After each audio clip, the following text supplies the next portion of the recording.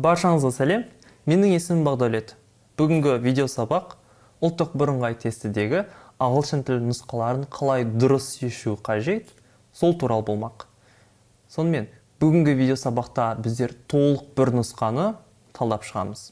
Және мүмкін болып табылатын қателіктер, яғни сынақ тапсырушы студенттердің, оқушылардың жіберетін жиі қателіктері, және сондай-ақ тесттің логикалық құрылымын бірге түсінеміз. Яғни сұрақтарға, қиын болып табылатын сұрақтарға қалай дұрыс жауап беру қажет, осы техникалармен танысасыздар.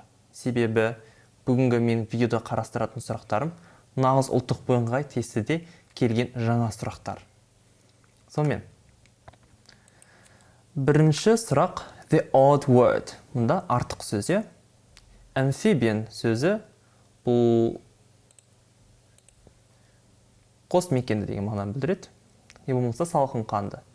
Bird, құс, plant, өсімдік, mammal, сүтқоректі, insect, жәндіктер. Бұл жерде менің ойымша дұрыс жауап plant болады, өсімдік, ал қалғандары қимыл қозғалысты жасай алатын тіршілік иелері. Екінші сұрақ, complete the sentence. Cheese is a... Ірімшік бұл қандай өнім? Сүт өнімі, сүт өнімі ағылшынша dairy products деп аталады. Ал мұнда caviar деген сөз, уылдырық деген сөз. Cakes, торт, food, seafood, теңіз өнімдері, fresh pork, шошқа еті. Балғын шошқа еті дейді, fresh pork. Үшінші сұрақ, the correct variant. 20 take away 9 is 20. 20, 9, 9, 20-дан 9 алсаң, бізде болады 11, 11, 11. Бұл нұсқасы дұрыс. Төртінші сұрақ, the appropriate variant. There is no for permission. Естеріңізге сақтап алыңыздар. Мына жерде дұрыс жауабы there is no need to ask болуы тиіс. Себебі бұны есте сақтап алуларыңыз қажет, ол фразалық сөз тіркесі. Фразалық сөз тіркесі орны осылай қалыптасқан, және бұл жерде біздер қосымша жалғаулықтар жалғап, оны сөйлемді түрлендірмейміз. Сондықтан мұнда needs дегендердің барлығы қате. Бесінші сұрақ, gerund is used after the verb. Gerунди етістіктен кейін қолданады. Қай етістіктен кейін қолданады? Әлбетте, ережеге сәйкес фразалық етістіктерден кейін gerунди қолданады. Мұнда фразалық етістік А нұсқасы. Егер фразалық етістік не екенін білмесеңіз, ол негізгі етістікке қандай да бір демеуліктің қосылуы. Демеулік бізде up сөзі. Алтыншы сұрақ, the ordinal number. Ordinal реттік сан есім. Реттік сан есім second сөзі. Ал қалғандары бізде есептік сан есімдер. Жетінші сұрақ, the correct word order. Дұрыс сөздің құрылымы, сөйлемнің құрылымы. Қалай сөйлем дұрыс құралады? Соған бірінші тоқталайық. Subject, verb, object. Subject зат есім, verb етістік, object толықтауыш. Қараймыз. I love flowers сөзін талдап қарасақ, I деген subject, love verb, flowers object. Object толықтауыш. Мен нені жақсы көремін? Гүлдерді жақсы көремін. Сол секілді мұнда да he дегеніміз зат есім, subject, want to, verb, it, object. Сонда дұрыс нұсқа бізде е болады. Ал қалғандары дұрыс бола алмайды. Себебі for her деп басталды. Нау бірден демелікпен басталып кетті. Нау мүлдем қате. Will he not it do? Көріңіз бе? He-дан кейін will he на жерде етістік болу тиіс. Сондықтан да нау нұсқасы қате. В нұсқасы he will not, мұндағы do мұнда келу тиіс. Сонда мынау да қате болады. Won't he do? Мына мүлдем қате, мұндай сұраулы хабарлы сөйлем. Кешіріңіздер, көмекші етістікпен басталмайды. Мұнда модаль етістіге, не болмаса көмекші етістік. Сегізінші сұрақ, the appropriate variant. I felt something up my leg. Егер мына жерде мүмкінсіз герундидің қолданылу керектігін білмесеңіз де, өзіңіздің тестте дұрысырақ балл алуыңыздың ықтималдылығыңызды жоғарылататын келесі тәсіл бар. Ол I сөзінің мағынасы, демек айдан кейін не болу қажет? To be етістігі болғанда am болу тиіс. Мына жерде is болғандықтан мына нұсқа қате деп шешім шығара аламыз. Сондай-ақ crawls егер ол қандай жағдайда қолданады? He, she, it та қолданады. Сонда A, V нұсқасы бізде қате болады. Сосын сіз С, Д, Е үшеуінің біреуін таңдауыңыз мүмкін. Енді геронди дегеніміз не? Соған тоқталайық. Геронди бұл етістіктен құралған зат есім. Яғни ол етістіктің де зат есімнің де мағынасын өзінің бойына сіңіріп алады деген сөз. Сондай-ақ етістіктің жасалуы ол зат есімге ing жалғануы. Бұл жерде бізде геронди crawling сөзі. Сондықтан С нұсқасы дұрыс жауап болып табылады. 9-шы сұрақ. The sentence with complex object. Complex object деген бұл да қиын тақырыптардың бірі. Қараймыз. Complex objectті бір талдап көрсек. Complex objectдің құрылымы бірінші етістік, одан кейін object, noun, зат есім не болмаса келесідей есімдіктер. Me, you, him, her, us. Және одан кейін infinitive. Infinitive to-мен келеді, не болмаса to-сіз де келе береді. Сосын infinitive болмаса, онда ing жалғанған сөйлем болу тиіс. Сонда дұрыс жауап бізде, мұны қараңыз. Would like дегеніміз verb, me жаңадегі көріп өткендей object, ал соңы to visit infinitive to-мен қосылған. С нұсқасы бізде дұрыс болып табылады. Сондай-ақ complex objectті rewrite the stars деген өлеңнің ішінен кездестірсеңіздер болады. Бұл өте бір әдемі тыңдағанға тұрарлықтай өте жақсы әуен. Соның ішінде I know you want me деген қатар бар. Мына сөйлемді қарастырсақ та міне. You verb міне. You infinitive.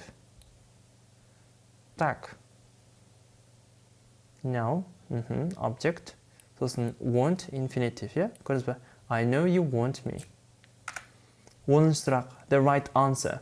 The phrase to be or not to be, that is the question, belongs to. Мына фраза кімге тиесілі, болу не болмаса болмау, міне сұрақ. Мен өзім де білмеймін, бірақ интернеттен қарасақ, Уильям Шекспирдікі екен. Сондықтан да сіздерге берер ақыл кеңесім бұндайды жаттап алуларыңыз қажет. To be or not to be, that is the question, belongs to William Shakespeare. 11-ші сұрақ. Complete the sentence. Сөйлемді толықтырыңыз дейді. If I worked hard at university, I... Енді қараңыз. If болған екен, бұл бізде conditional, шартты сөйлем. Шартты сөйлемде worked harder. Мынау past simple болып тұр. Демек, бұл екінші шартты сөйлем, second conditional. Second conditionalдың бірінші бөлімі past simple болса, екінші бөлімде would plus infinitive. Мысалы, if I were rich, past simple, I would travel infinitive round the world. Қараймыз. Past simple, would, міне, және infinitive. Дұрыс жауап бізде в нұсқасы. I would have a degree now. 12-ші сұрақ. The correct tense. I, when you come to see me. Мынау бізде тағы да шартты сөйлемді білдіреді. Мына екінші бөлігі present simple болған себепті, бірінші бөлімі future simple, не болмаса future continuous болуы мүмкін. Future continuous, future simple беретін v және d нұсқалары. Ал қалған нұсқалар бізде қате. Мұнда shall, willдің орнын басалады. Енді қараймыз. Сен маған келген кезде, мен көруге келген кезде, мен жұмыс жасап жатырған боламын деген сөз. Демек, жұмыс жасап жатырған болып, іс-әрекеттің қандайда бір уақыт аралығында созылуы. Яғни continuous жағы. Сондықтан да I shall be working when you come to see me нұсқасы дұрыс. Да. 13-ші сұрақ. Gerund is used after preposition. Gerunди келесі демеуліктен кейін қолданылады дейді. Бізде byдан кейін қолданылатын айтып өткім келеді. Неліктен? Егер геруінде сөйлемде қандай да бір етістікке, зат есімге тәуелді болмай жеке алдына өзі келетін болса, онда келесідей, мұны қараңыз. After, before, by, in spite of, on және without демеуліктерінен кейін геруінде қолданады. Мұны by келіп тұр ғой. By working, in spite of studying, on hearing, without laughing, before getting, after having. Сондықтан да дұрыс нұсқа бізде в нұсқасы. Бұны жаттап алғандарыңыз жөн. 14-ші сұрақ. The suitable word in the proverb. Proverb мақал. A little is dangerous. A little knowledge is dangerous. А нұсқасы дұрыс. Бұл мақал Альберт Эйнштейнге тиесілі. A little knowledge is a dangerous thing. So is a lot. 15-ші сұрақ. Complete the sentence. Сөйлемді толықтырыңыз дейді. Would you have changed your job if you? If. Тағы да шартты сөйлем. Көрдіңіздер ме? Ұлттық бірыңғай тестілеуде шартты сөйлемдер өте көп келеді. Сондықтан да conditional sentences, шартты сөйлемдерді барынша толық меңгеруге тырысыңыздар. Енді мынау басқаларына қарағанда бөлеге would have changed. Демек, бұл дегеніміз conditional third. Яғни мүлдем мүмкін емес. Өткен шақта болып кеткен, бірақ орындалу мүмкін емес. Әрекеттерді білдіру үшін қолданады. Үшінші, яғни шартты сөйлемнің third conditionalдың жасалу жолы would have, verb 3 екінші бөлімі, бірінші бөлімде я past perfect, не болмаса past perfect continuous болуы тиіс. Бізде had been offered past perfect болады. Сондықтан да дұрыс нұсқа с болып табылады. Correct special question. Енді қараңыз, special question дегенімізге тоқталайық. Special question деген ол келесідей сұраулы сөздер сөйлемде кездессе, ол special question болып табылады. What, who, which, why, мұның барлығы special question'ды құрайды. Енді мұнда special question болып A нұсқасы, C нұсқасы және E нұсқасы табылады. Сонда бізде D нұсқасы мен В нұсқасы қате. Егер тіпті қайсының дұрыс екен білмесеңіз де, осы үшеуінің біреуін таңдауыңызға болады. Енді сұрақ қоюда мынаны ескергендеріңіз жөн. Модальді етістік не болмаса, көмекші етістік әрдайым зат есімнің алдында тұру қажет. Зат есімнен кейін тұрғандықтан мына can деген сөйлем, мынау сұрақ қате.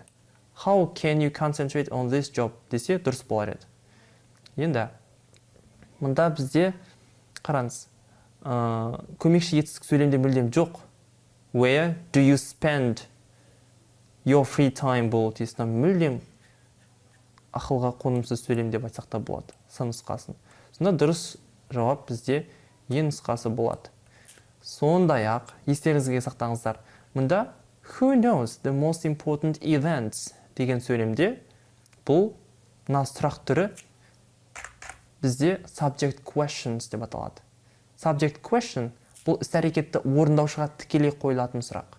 Егер іс-әрекетті орындаушыны анықтағымыз келсе, онда қарапайым сөйлем секілді айтамыз, бірақ зат есімнің орнына what не болмаса who сөзін қоя саламыз, сұраулы сөзін. Мысалы, who runs to the shop? Peter runs to the shop. What happened yesterday? A tragedy happened yesterday. Көріп тұрсыздар ғой. Ал object question дегеніміз бұл сөйлемде іс-әрекетті орындаушы белгілі, бірақ толықтауыш белгісіз болса, онда ол object question болып табылады. 17-ші сұрақ. This country is called a melting pot. Melting, melt сөзі еру деген мағынаны білдіреді. Қар еру. Ал pot дегеніміз қазандық, иә? Сонда melting pot қандай да бір нәрсені еріп жатыр, ерітетін қазандық деген сөз. Бұны интернеттен қарасаңыздар, melting pot дегеніміз бұл метафора. Ұлттардың, халықтардың, қандай да бір дін өкілдерінің барлығын бір мемлекетке келіп қоныстануы, бір жерге шоғырлануы, әртүрліліктің шоғырлануы. Бұл melting pot country деп аталады. Мысалы, Біріккен Америка Құрама Штаттары, міне, сол melting pot мемлекеті болып аталады. Себебі ояқта христиандықтар, латындықтар, джуиштер, африкандықтар, европалықтар, мұсылмандар, азиялықтар, барлық ұлт өкілдері бар. Барлық континенттен бар. Сондықтан да ол melting pot мемлекеті деп аталады. Дұрыс жауап бізде the USA, нұсқасы. 18 сұрақ. The appropriate form of the verbs. Қараймыз. Сөйлемде she vitamins for 3 days. Сөйлемге назар аударсаңыздар, for 3 days. Ол 3 күн бойы. Демек, әрекет не істеді? Белгілі бір уақытқа созылды. Сондықтан да ол present perfect continuous болуы тиіс. Has been taking екеуі was нұсқасын біреу дұрыс. Сонда бізде А нұсқасы, Д, Е нұсқалар қате болып табылады. Енді мұнда назар аударсаңыздар, might сөзі модальды етістік. Модальды етістіктен кейін етістіктің алдында to инфинитиві болмайды. Ал мұнда needтен кейін бізде to инфинитиві келуі тиіс. Сондықтан да мына жерде to инфинитиві жоқ болған себепті дұрыс нұсқа бізде В нұсқасы. 19-шы сұрақ. Мен жылдам оқып кетіп бара жатқан шығармын, бірақ біріншіден бұл жерде мен бұлай жылдам түсіндіруімнің басты мақсаты сіздерге барынша уақыттарыңызды үнемдеп, жылдам ақпаратты беру. The sentence with gerund, герунди бар сөйлем. Герунди дегеніміз тағы естеріңізге салайын. Етістікке ing жалғау жалғанса, А нұсқасында I was thinking.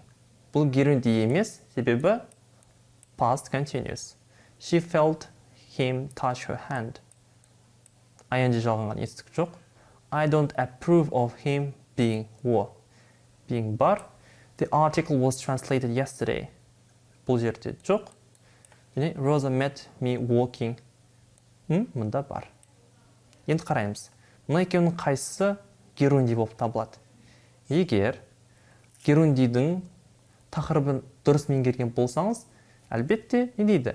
Preposition демеуліктен кейін келетін қандай да бір іс-әрекетті орындаушыға тиесілі зат есім не болу керек? Орындаушыға тиесілі. Демек, possessive.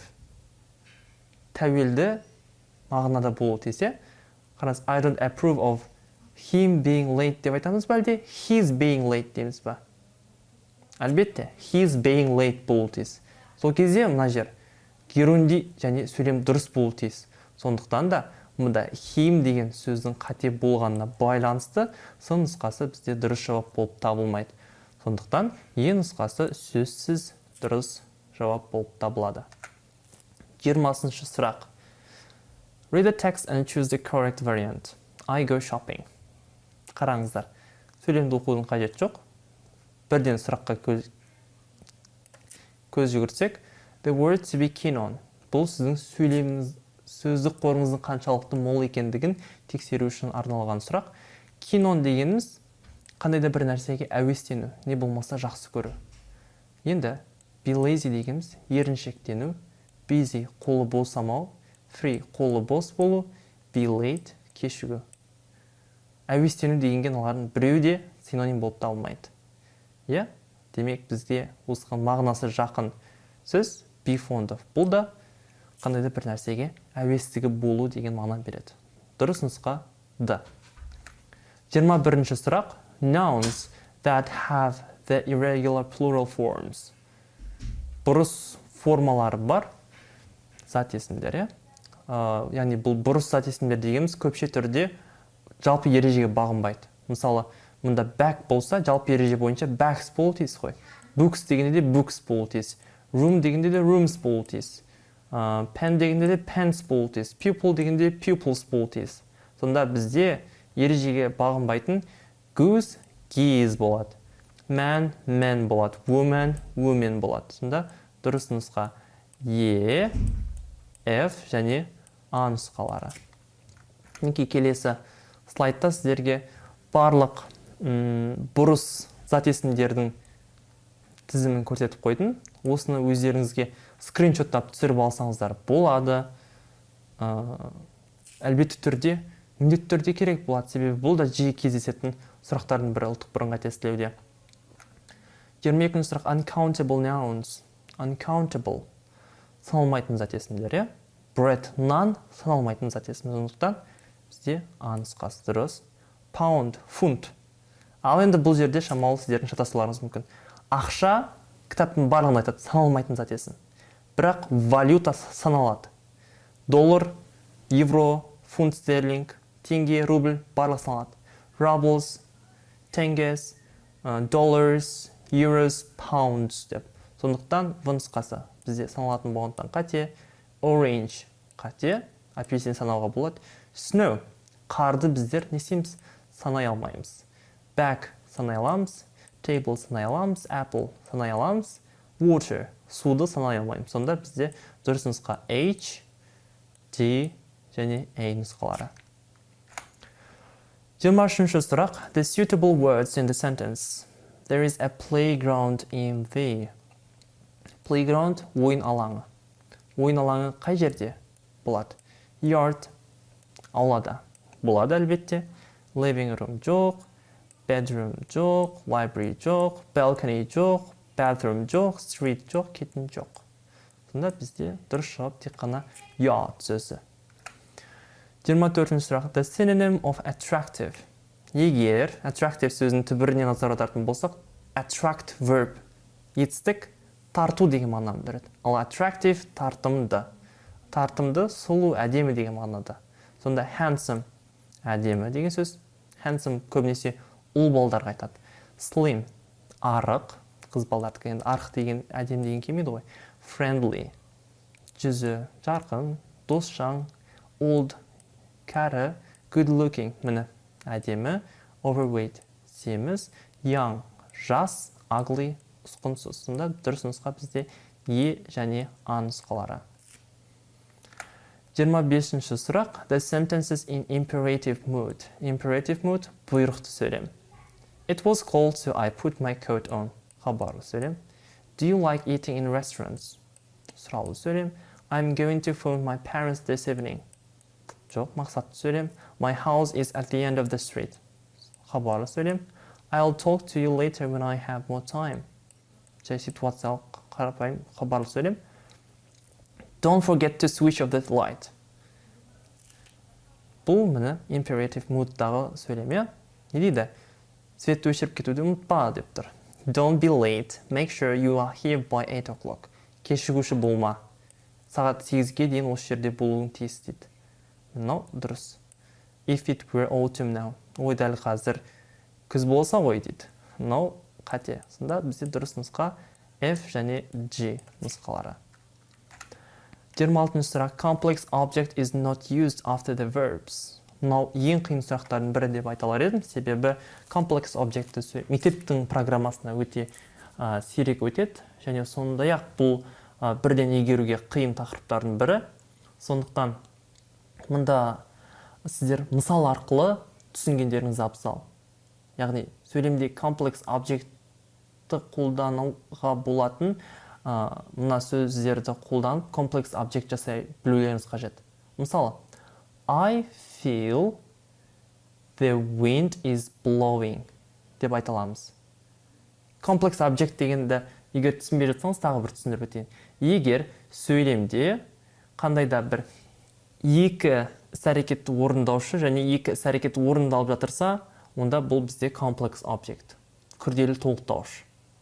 Мысалы, мен сынып тұрған вазаны көрдім, қарапайым сөйлем. Себебі сөйлемде бір ғана орындаушы адам бар. Ал егер мен оның вазаны сындырғанын көрдім болса, онда сөйлемде екі іс-әрекетті орындаушы және екі етістік бар. Мен көрдім, ол вазаны сындырды. Көрдіңіздер ме? Complex object деген осы. Енді, қазір мен бір сөйлем келтірем. I feel the wind is blowing. Мен желдің соғып тұрғанын сездім.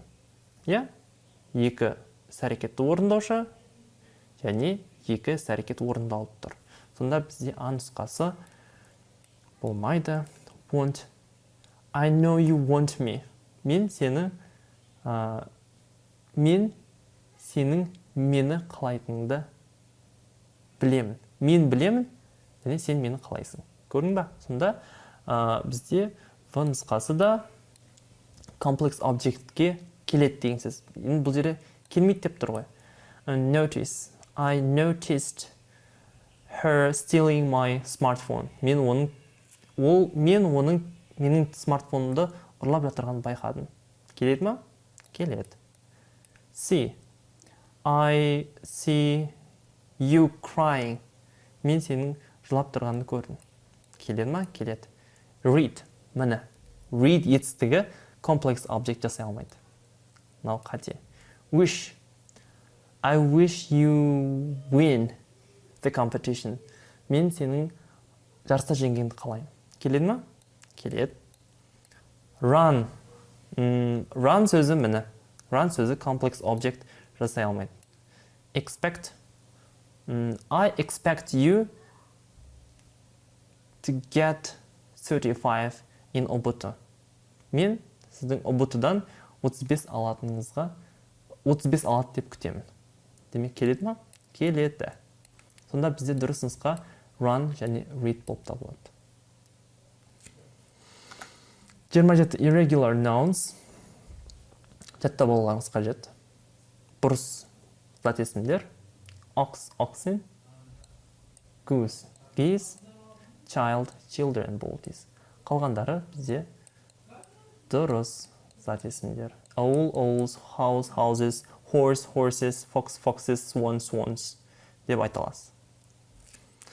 Не болмаса жаңағы мен көрсеткен слайдқа барып, скриншоттарды түсіріп алып, сол етістіктерді, сол зат есімдерді жаттасаңыздар болады.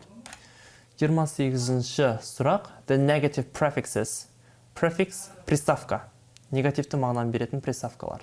Қазақ тілінде приставка деген ұғым жоқ, орыс тілінде ғана бар.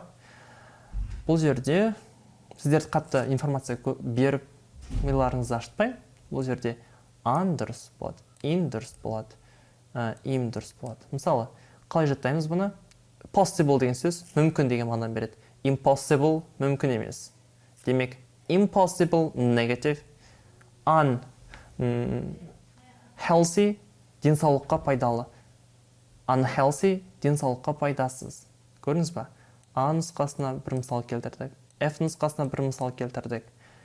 In дегенге, ал correct дұрыс, incorrect дұрыс емес. Көрдіңіз ба? Incorrect, unhealthy және impossible.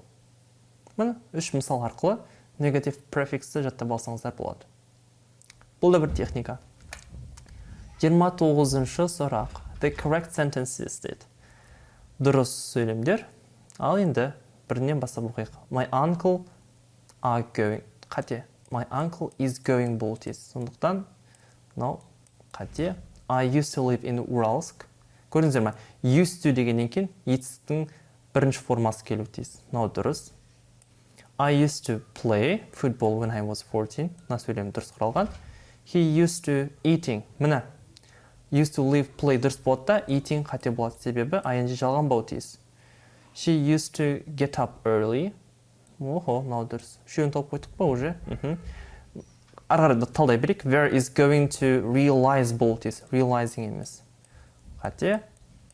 We used to gathering емес. We used to gather in the evenings деп айтуымыз қажет. H. You will practice grammar daily.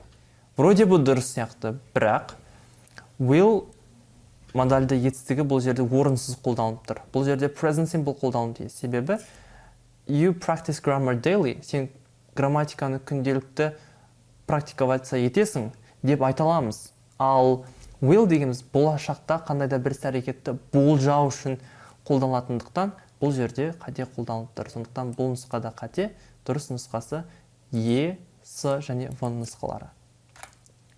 30-ші сұрақ. Read the text and find the true statements. Мен текстті қазір жылдам оқимын.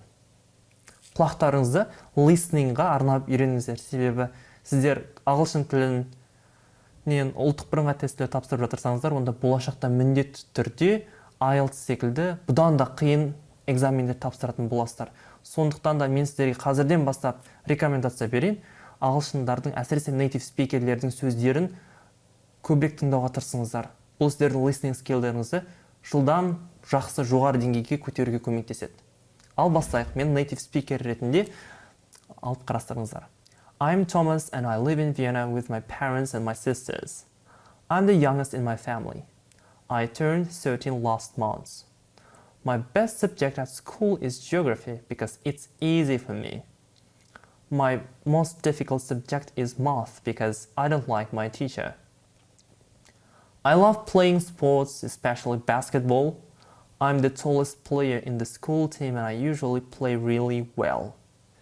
It's the happiest part of my day. My coach says that one day I could play professional basketball. On the weekend, I spend a lot of time with my friends, Rolf and Kurt.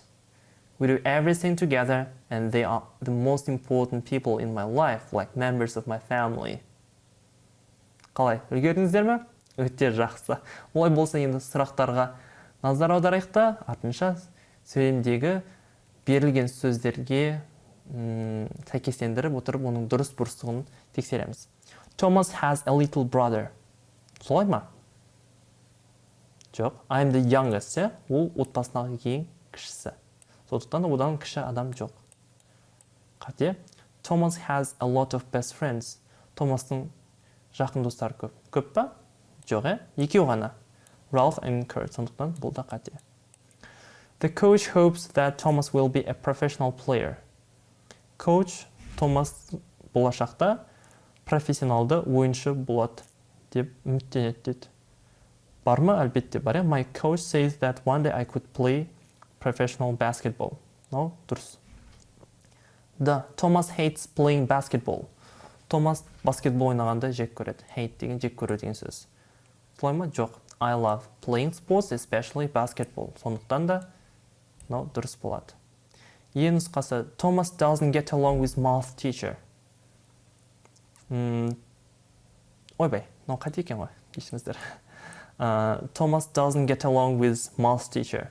Томастың математикадан беретін мұғаліммен ара қатынасы онша емес. Doesn't get along with дұрыс қарым қатынасы емес деген сөз. Қалай? Most difficult subject is math because I don't like my teacher. Бұл математикадан сабақ беретін мұғалімді жақсы көрмейді. Демек, ең нұсқасы бізде дұрыс деген сөз. F. Geography is too complicated subject for Thomas. Солай ма? Too complicated тым қиын. Басты ауыртатын деген сөз. География, оның айтуы бойынша, it's easy for me дейді. Ол мен үшін өте оңай. Сондықтан, нұсқада қате. G. The teacher of geography hopes Thomas will be a teacher. Географияның мұғалім туралы мұның ішінде мүлдем сөз айтылмаған. Сондықтан, бұл нұсқада қате. Ең соңғысы, Thomas will be 30 next month. Томас келесі айда 13-ке толады. Қалай? I turned 13 last month. Мен өткен айда 13-ке толып қойған. Демек, бұл нұсқада бізде қате. Дұрыс нұсқасы С және Е нұсқалары.